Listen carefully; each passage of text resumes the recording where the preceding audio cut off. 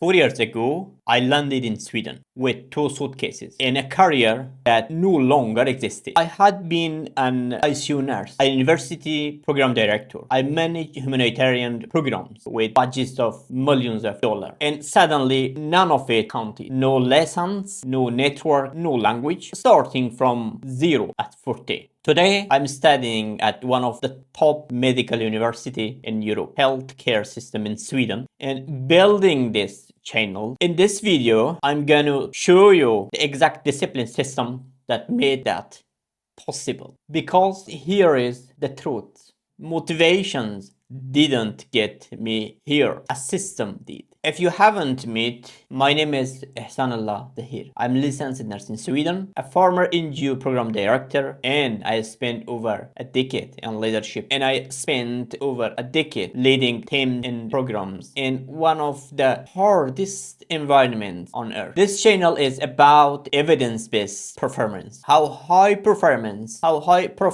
think, decide, and execute. Not the theory, not motivation quotes. A real system backed by science, tested in real lives. Let me take you back. In Kabul, I had built a life most people would call successful. I work in intensive care. I trained nurses and midwives at a university hospital. I worked in intensive care. I trained nurses and midwives at a university hospital. Later, I directed programs for UN organizations and European organizations. That is including education, healthcare, civil society across entire provinces in Afghanistan. Then everything changed when I arrived in Sweden. I faced a brutal equation. My nursing license not valid here. My leadership experience hard to prove. The language, the Swedish language, couldn't order coffee. And here, what nobody tells you about starting over. The hardest part is not work. It is the identity collapse. One day, you are the person people come to for answer. The next day, you cannot fill out a form without help. I had two options. Option one,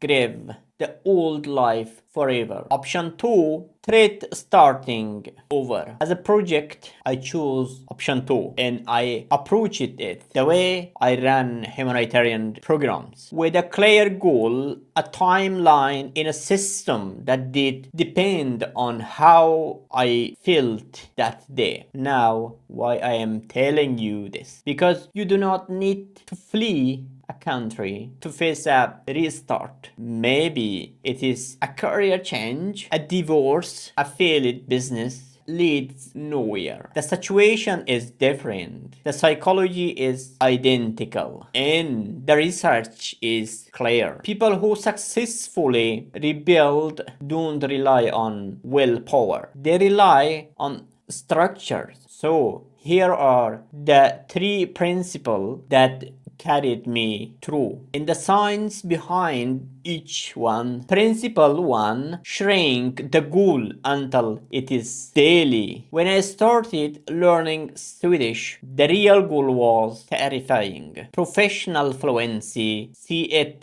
which is a European level, or never work in my field again, or never work in my field again. The goal is so big, it paralyzes you. So I never thought about the 1. I thought about today, 30 new words, 1 hour of grammar, 1 conversations attempt. Psychologists call this goal decomposition. And a study shows that people who break goals into daily action more likely to follow through. The brain doesn't act on outcomes. It acts on become fluent is an outcome. 30 words before breakfast is an give your brain instruction. Principle 2, 6 o'clock to 7 o'clock in the morning. Discipline is environmental, not personal. In the ICU, when I never relied on memory or motivation to keep patients safe, we use checklists, protocols,